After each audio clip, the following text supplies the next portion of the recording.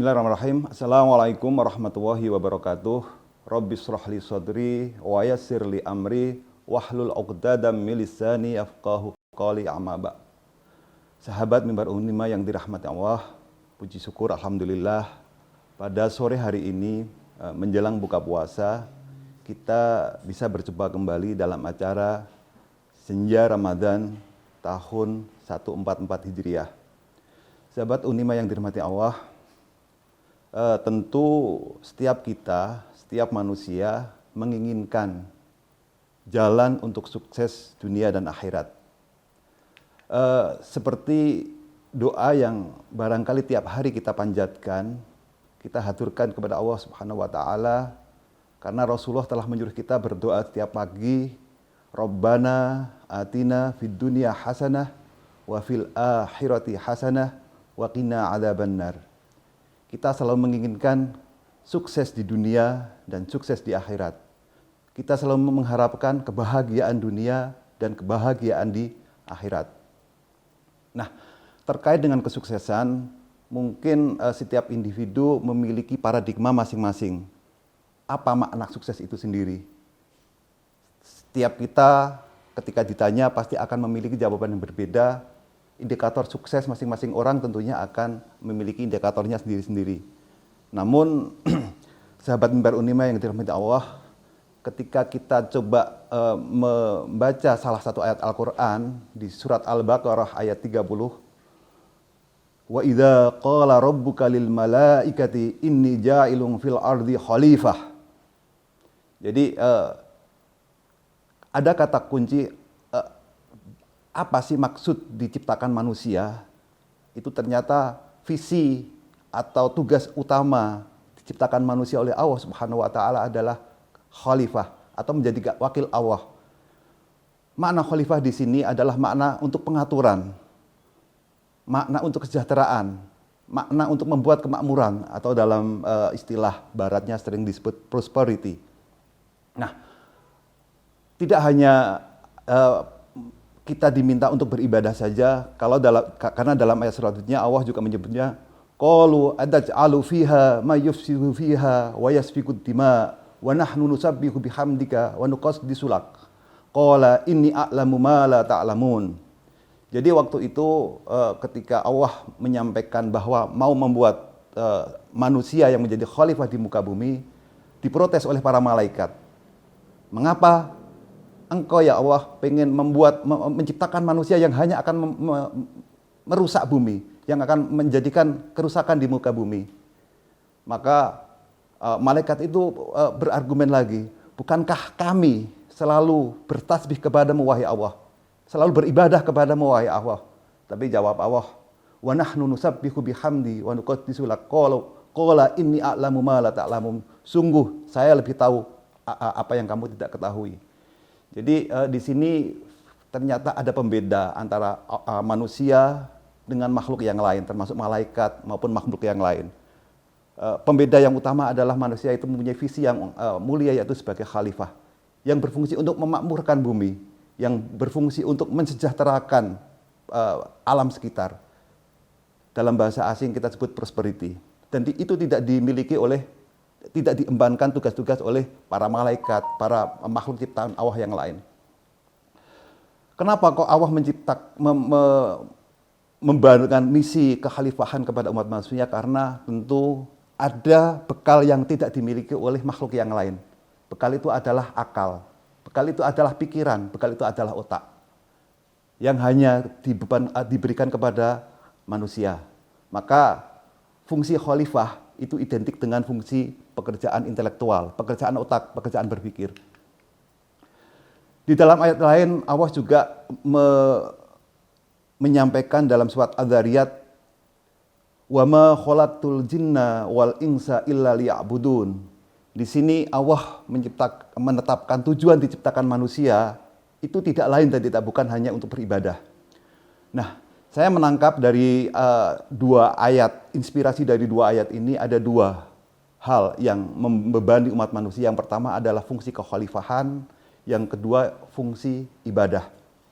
Nah, bedanya apa antara fungsi kekhalifahan sama fungsi ibadah? kalau kita melihat fungsi ibadah dalam ayat Al-Baqarah ayat 30 tadi yang saya sebutkan di awal, ternyata para malaikat itu sudah melakukan ibadah dan tiap hari, tiap saat, dimanapun dia selalu bertasbih kepada Allah.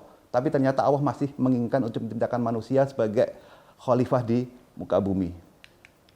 Nah, kemudian di ayat yang lain dalam surat Al-Mujadilah tentang keutamaan orang berilmu, tentang keutamaan orang yang menggunakan akal, tentang orang-orang yang menggunakan pikiran.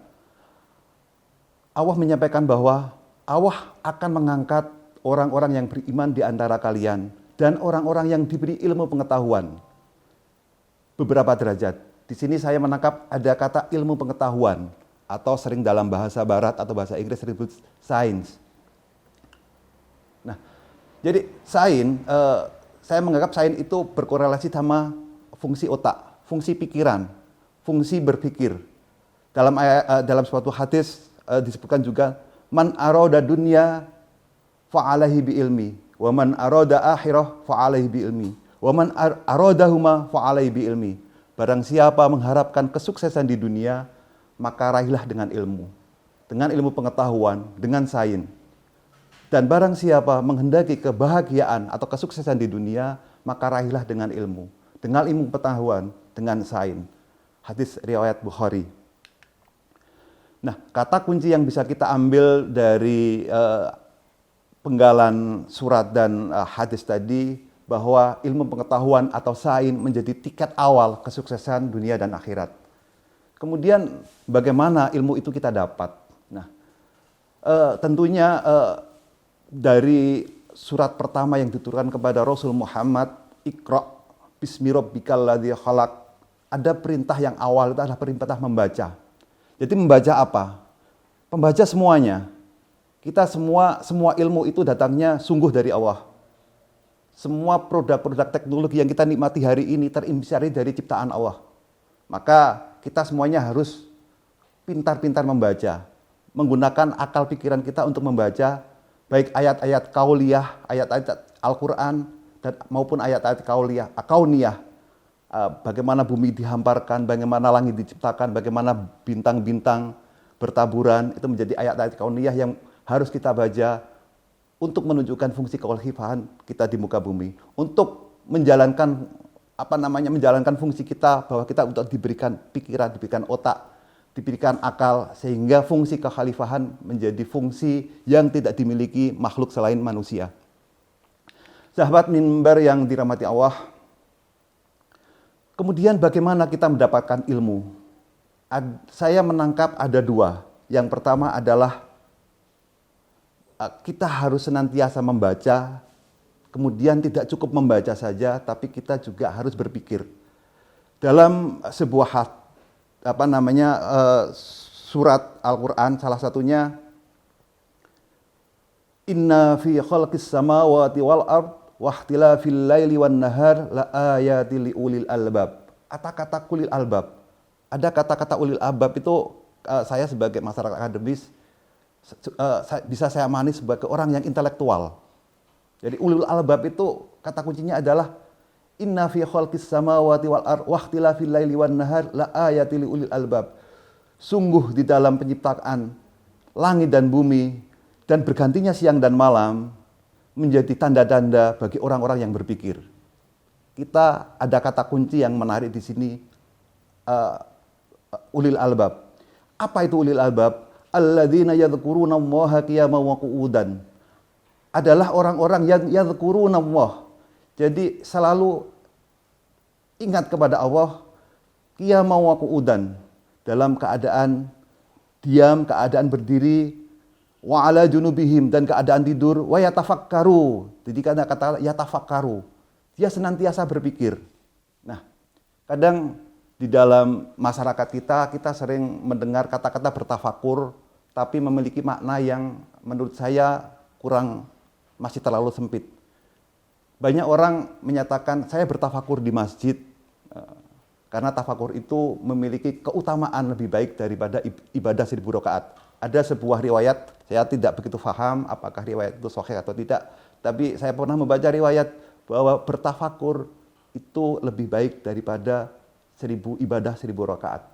Ketika tafakur itu dimaknai sebuah hanya berdiam diri di masjid dan mohon maaf akhirnya kok malah ketiduran, saya rasa tidak fair, saya rasa tidak adil ketika Allah Subhanahu wa taala menghargainya dengan keutamaan lebih baik daripada 1000 rakaat.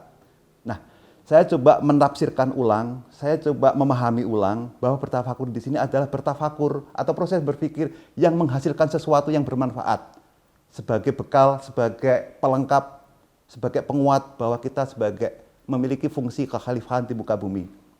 Nah,